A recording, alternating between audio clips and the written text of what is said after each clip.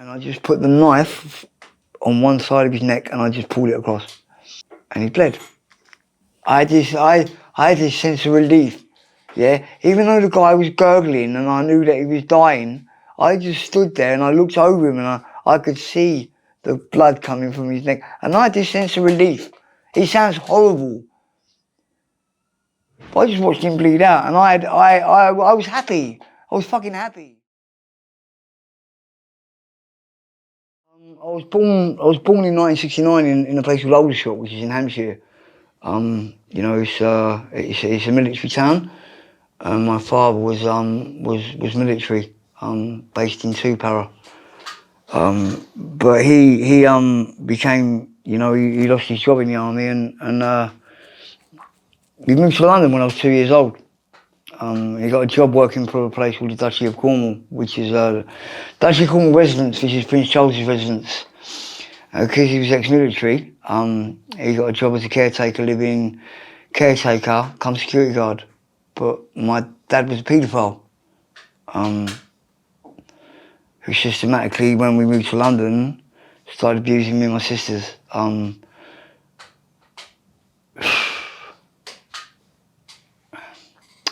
And kind of hid it from my mum. But my sisters never knew it went on with me, and I kind of never knew it went on with my sisters, because we lived separate bedrooms. But then we kind of like found out, and we'd be scared to go to bed, and we'd sit on the landing when it was time to go to bed, and we'd end up falling asleep on the landing, scared to go into the bedroom because we knew we'd fall asleep and we knew what would happen. We'd go to sleep and then we'd be woken up at a certain time and we'd be molested by this man. It's been on for a long time. It started when I was 2-3 years old, and I was then taken into the care system at the age of 9, 10, 11 around here.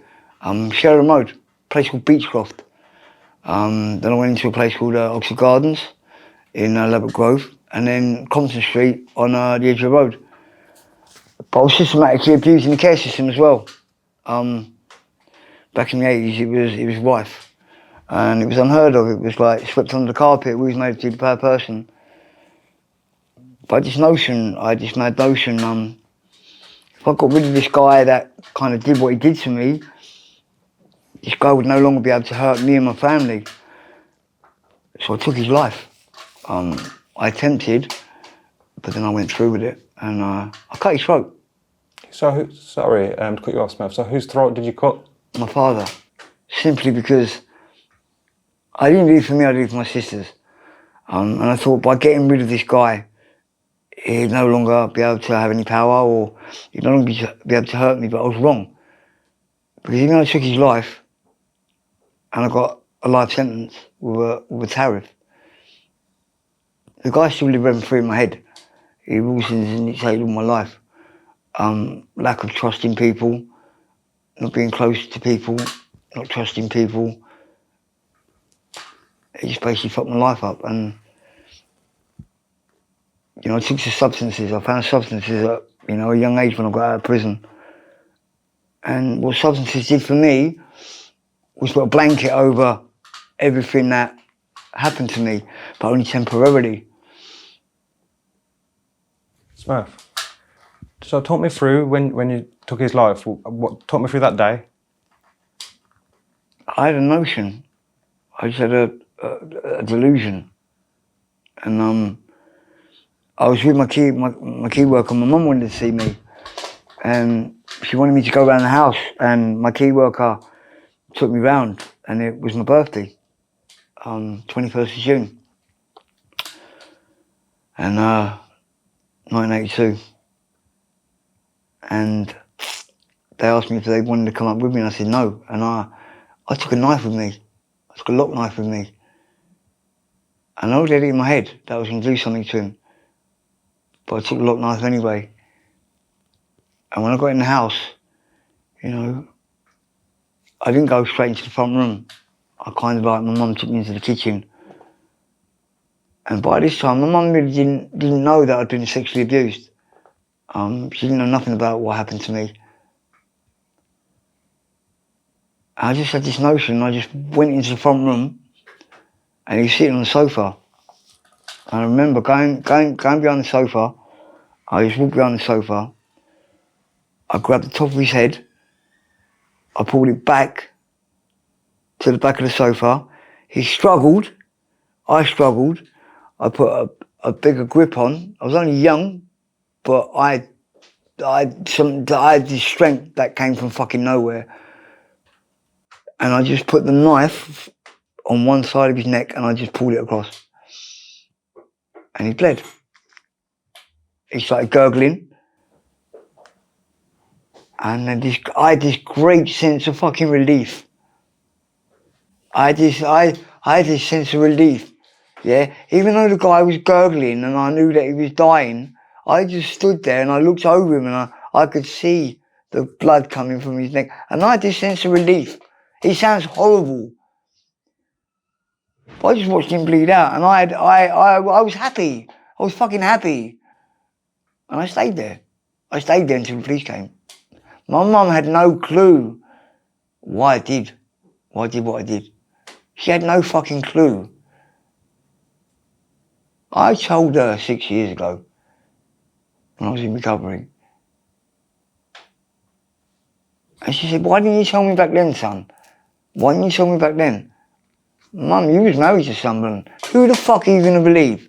You know, I was a young boy, yeah? Not even my sisters told my mum. I told my mum everything. But my sisters turned against me. Because I killed their dad. I got a daughter. She's 28 years old. Yeah? She turned against me because I killed her fucking granddad. Is she aware? It was put against me. Her mum poisoned her fucking mind. I'm a bad person. I killed somebody. But there's a difference. Yeah? I took to drugs as a form of escape. As a ways and means of like numbing what was going on in my head. I had a lot of hatred. I had a lot of anger. I hated men. I still hate men. I don't like men at all. And it's proper fucked with my head. And I became an addict. I'm still an addict. I'm still actively using. I'm still actually using heroin and crack cocaine. Yeah? I was in recovery for like 12, 13 years. But I relapsed. And that's what addicts do. Because I couldn't deal with a certain situation to do with what went on with me as a child. That still fucks with my head. I killed somebody. That man was a bad person. But I took his life. That fucking hurts my head every day. I have to live with that. People think just because I've killed somebody, I've killed him for a reason. Easy killing somebody, I've got to live with that for the rest of my fucking life. It's my dad. He was a paedophile. But we found out that he was part of a paedophile ring, going around raping babies and children. He belongs to an internet cafe on the Strand that got raided. So I kind of saved a lot of people. But in the same time, I was made out to be the bad person. I got a life sentence with a 9-year tariff and I've done the 9 years. I've done the 9 years. I'll every fucking day of them 9 years. Now I'm fucking institutionalised. I can't handle living indoors. Street life is my life. But I've got a back door. I'm an artist. And my saving grace and my escape today is art. I have toxic thoughts, I have mad thoughts, I have crazy thoughts. I'm a paranoid schizophrenic. I get violent. I can't be close to people, I can't get close to people, I don't trust people. When people get too close to me, I sabotage. You know, I can't do relationships with females. Because when it becomes sexual and I get into bed with that person, it's like my dad touching my parts of my body. I flip. It's not that person's fault, and I have to explain myself. Why should I explain myself? Well, I have to. This guy's giving me a life sentence. He's dead and buried. He's no longer alive. He's still got power over me. From beyond the grave. He's dead. He's dead. But he's still got fucking power over me. He still lives up there. He still walks in and dictates my life and what I do. He says when to shit, when to get up, when to piss. When not to do this, when not to do that, when to do this, when to do that. When not to trust, when to trust. He's fucked my life.